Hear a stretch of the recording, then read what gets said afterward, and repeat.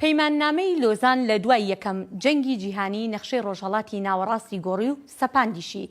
بەپێی ئەو نەخشە نوێیەی لۆزان کورد لە ڕۆژهەڵاتی ناوەڕاستان نەک هەر نەبوو خاوەنی دەوڵەت بەڵکو دابەش کرا.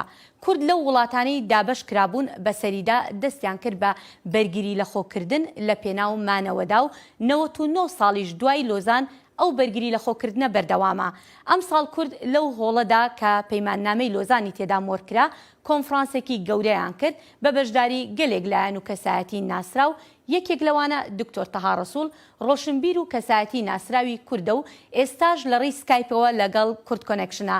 دکتۆر تەها سپاس بۆ ئامادەبوونت و ئەگەر دەکرێت بە کورتی پێمان بڵیت بەرەنجامی ئەم کۆنفرانسە چییە و چ کاریگەریەکشی دەبێت؟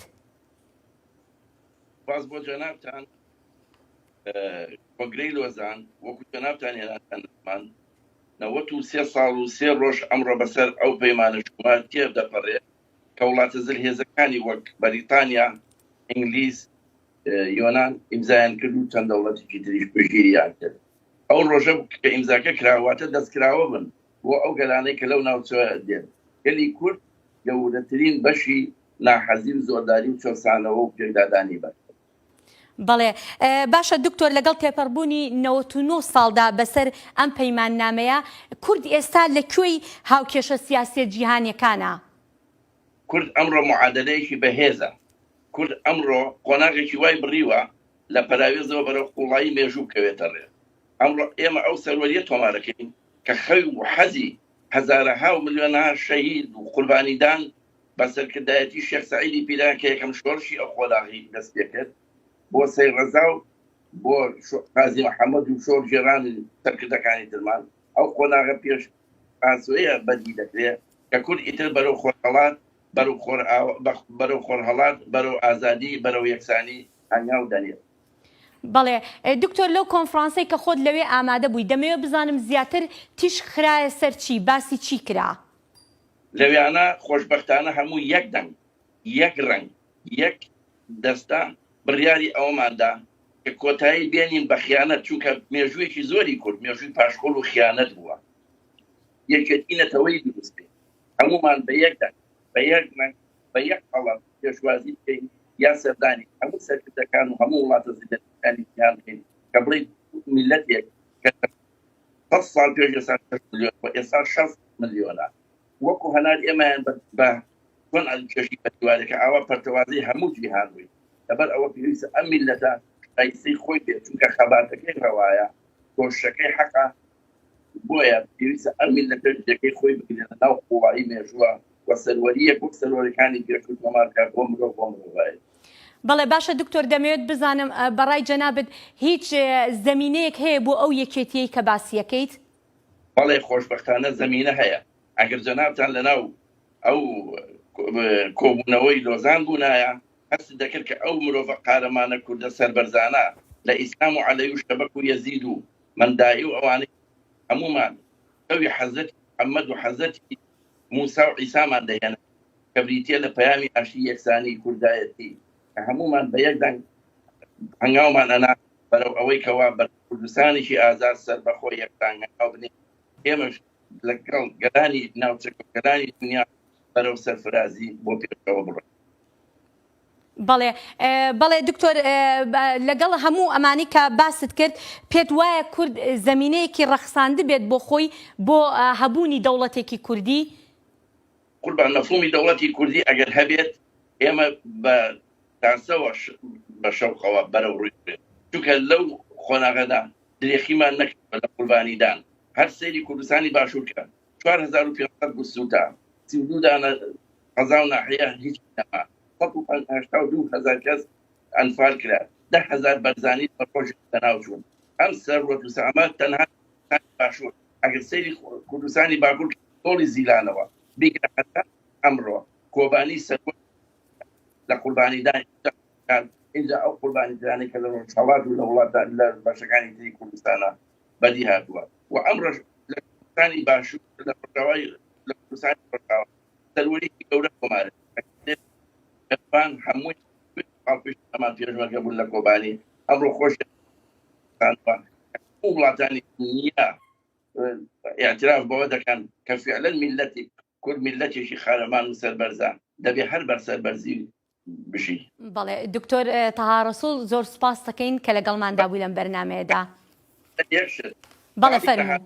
ساڵی داهاتوو ساڵی 100 ساڵەیە داوا لە هەموو کوردیەکەم لە هەر کوێیەکی دنیا هەیە ئەگەر نەتوانێت یادی 100 ساڵە وەکو پێویست بکاتەوە بەڵام 100 دانەمەتر بەرەو پێشەوە بڕۆن کەوا ئەمە ڕەمزێک بێ بۆ ئەوەی کەوا ئێمە 100 ساڵان چەرسینەوە بەڵام 100 ساڵە کۆڵ نادەین بەرەو تێکۆشان و خەبا دەڕۆین هەتاکو ئێمە ژۆک و میلەتانی دنیا سەربەرزی تۆمار بکەین و ئاڵای خۆمان لە کوردستانی خۆمانە ببینین و زۆر سوپاس میشتان. سوپاس بۆ ئامادەبوونت. واژۆ کراوە لەسەر پەیمان نامەکە ئێستا من میوانێکی بەڕێزم لەگەڵدا دکتۆر تەها ڕەسوول کەسایەتی دیاری باشووری کوردستان لە باشوورەوە تەشریفیان هێناوە فەرموو کاک دکتۆر گیانەگەربەی تێرە لەسەر ئەم ژارە گفتوگۆی زیاتر لەگەڵ بەڕێزیان دەکەم زۆر زۆر بەخێر بێن بەڕێز دکتۆر تەها. هەستت چۆنە ئەمڕۆ لە شوێنێکدای پێش 99 ساڵ لێرە گفتوگۆ کراوە لەسەر دابەشکردنی کوردستان و ئەمڕۆژ کوردان پاش 99 ساڵ دێنێرە دیسان وەکو ئەو ڕۆژەی کە لە دژیانم پەیمان نامە واژۆکرا ئەمڕۆژ دیسان ناڕزایەتی نیشان دەدەنەوە ڕەتی دەکەنەوە. سپاس هەستم ئێستا هەستی مرۆڤێکی شەروانێک پێشمەرگەیەک کی 7 ساڵم کە لێرانە ئەبینم دوای 24 دانە سەعات یادی ئیتیفاقی لۆزانی شوم دێت کە بەسەر کوردیانە هێنا کە لە کۆمەکیەکی زۆر ناڕەوا ناحەق دەرهەق بە گەلی کورد و گەلانی ناوچەکە واژۆ کرا ئەمڕۆ ئەو یاداکەینەوە لە هەمان کاتا زۆر بەورەیەکی بەرزەوە بەتینێکەوە بە گەنجایەتیەوە ئێمە هەموو لەسەر پێوە ساوین هەتاکو ئەو ئیتیفاقی کە لەم کۆشکا کرا شەرمەزارکەین تا بە میلەتی خۆمان و گەلانی دنیا بڵین دوێنێکە کورد 6 ملیۆن بووە ئەمڕۆ کورد 6 ملیۆنە جارێکی تری ئێمە نەڕێگە ئەدەین نەجارێککە کاتێکی وایە وەختێکی وا ئەدەین بە دوژمن یا بە ناحەزان یا بە زلهێزەکان کە گەلی کورد فرامۆشکەن چکە گەلی کورد گەلی مۆسۆپۆتامیایە گەلی قەفقازە گەلی تۆڕۆزە جارێککە بە هیچ شێوەیە ڕێگە نادێکە ئێمە پەراوێز خرین و ئەو میلەتەی 40 ساڵە لەم ئەوروپای لەسەر جادەیە 40 ساڵە بەرخوردان و تێکۆشانەکە ئامادەیە لە قەرنی 21ەکە خۆی بکە بە فیدایکی خاکی کورد و کوردستان و هەموو ئیتیفاقێکە لە بەرژۆندی میلەتی ئەمانە بێ شەرمەزارکەین. بەڵێ ئەو لێکەوتە خراپانەی ئەم پەیمان نامەیە چی بوون لەسەر گەلی کورد کە ئەمڕۆ ئاوا گەلی کورد پاش 99 ساڵ هێشتا پێی هەرز ناکرێ قبوڵی نێوڕەتی دەکاتەوە. گەلی کورد گەلێکە لە ناو دڵی ڕۆژهەڵاتی ناوەڕاستایە ئەو گەلەیە کە مێژووی مرۆڤایەتی لە هەموو شوێنێکە شانازی پێواکە چونکە لە هەموو ئەحداسەکانە دەورێکی گەورەی بووە لە یەخستن لە پێکەوە ژیان لە سەربەرزی و سەرفرازی بۆ گەلانی ناوچەکە بەڵام چاویان بەرایی نایە بە نیسبەت ئەوەی کەوا بۆ میلەتی کورد کە وەکو میلەتێکی شایستە ببینن لە ناو قوڵایی مێژووە دەور و کاریگەری خۆی هەبێ بۆیە ئەمڕۆ میلەتانی دنیا جارێککە ئەیانەوێ کە ئیتیفاقی لۆزان کە ساڵێکی تر ئەم وەختە 100 ساڵی بەسەر تێپەڕێ سایکس بیکۆ یاخود لۆزانی دووهەم بنووسنەوە بەڵام لە بیریان چوە کە میلەتێکەیە بە پێوەیە کە ئەوش میلەتی کووردە کە خەبات ئەکا لە پێناوی ئازادی یەکسانی ئاشتی بۆ گەلانی ناوچەکە و گەلانی هەموو دنیا. هەستت چۆنە بەرامبەر بەوەی کە ئەم دابشکردنە کە کوردستان بڕیاری لێرە دراوە ئەمڕۆ لێرە هەر چوار بەشی کوردستان بە یەک ڕنگ و بە یەک دەنگ پێکەوە هاتوونە تێرە لە باشوور خەڵک هاتووە لە ڕۆژەڵات هاوڵاتیان هاتوون لە باکوور هاتوون لە ڕۆژاوای کوردستان هاتوون کوردانی دیاسپۆراژ لە وڵاتەکان و لێرە ئامادەن ئەمە چ پەیامێکە بەرامبەر بەم پەیمانە ئەوانەشی کەیانەوێت جارێکی دیکەم پەیمانە لەسەر گەلی کورد بەبێ کورد دووبارە بکەنەوە. شەهیدی مەزنمان دکتۆر عەبدوڕەحمان قاسم لۆ ئەفەرمێ ئەو ئیتیفاقە شومە لە کارگەیەکی کاشیە ئیمزاکرا بۆیە هەر بەشکاوی مایەوە گەلی کورد ممکن نییە جارێککە ڕێگە بدا ئیتیفاقی وا یەک بگرێ ئێمە وەکی کورد پەنجەکانمان هەموو کردووە بەو مشتە بەرامبەر بە ناحەزان بەرامبەر بە دوژمنان بەرامبەر بەوەی کەوا سەروەری خاک و نیشتیمانمان دەبەزێنێ یا تێکیەدا هەر ئەوە شەکە ئەمڕۆ لە هەموو کوردی جیهان لێرانە کۆبوونەتەوە هەتا بە ناحەزان و دوژمنان و ئەوانە بسەلمێنن کە گەلی کورد هەموو یەک دەسە یەک دڵە یەک چاوە یەک ڕۆحە بۆ ئازادکردنی خاکی نیشتیمان و سەروەری تۆمارکردن بۆ مرۆڤایەتی. باش ئەم چالاکیانە تا چەند دەگرنگن بە تایبەتی لە سەروبەندی 99مین ساڵەی پەیمانی لۆزاندا بەڕێزی شداگاداری ڕژێمە داگیرکەرەکانی کوردستان بە تایبەتی تورکیا هەمیشە دەڵێن وا پەیمانی لۆزان نزیک دەبێتەوە لە ساڵی داهاتوودا دەبێتە 100 ساڵ و ئیتر ئەوە هەڵدەوەشێتەوە. ئێمە قبولمان نییە هێشتا بەوەش ڕازی نین کە کوردستانیان دابەش و پارچە پارچە کردووە، دەیانەوێت لەوەش زیاتر دابەشیکەن، لەوەش زیاتر داگیریکەن و گەلەکەشی قڕ بکەن. گەلی کورد گەلێکی زیندووە. ئێمە باکمان نیە لە پێناو خاک نیشتیمان ڕۆحمان بە فیدای نیشتیمانەکەین. لەبەرەوە هەرچی ئیتیفاقیە بکرێت بەبێ کورد مەحاڵە. ئەوەی ئەمڕۆ لە ناوچەکە ماوەتەوە بەسەر بەرزی خەبا دەکات بۆ ئازادی بۆ یەکسانی بۆ گەلی کورد و بۆ گەلانی جیهان تەنها کووردە. لەبەرەوە پەیامێکە و داومانە بە شەهیدەکانمان کە مقەدەسترین شتە لای ئێمە کە نایڵین بە هیچ شێوەیە خاکی کوردستان نە لەت بکرێ نە پارچە پارچە بکرێ.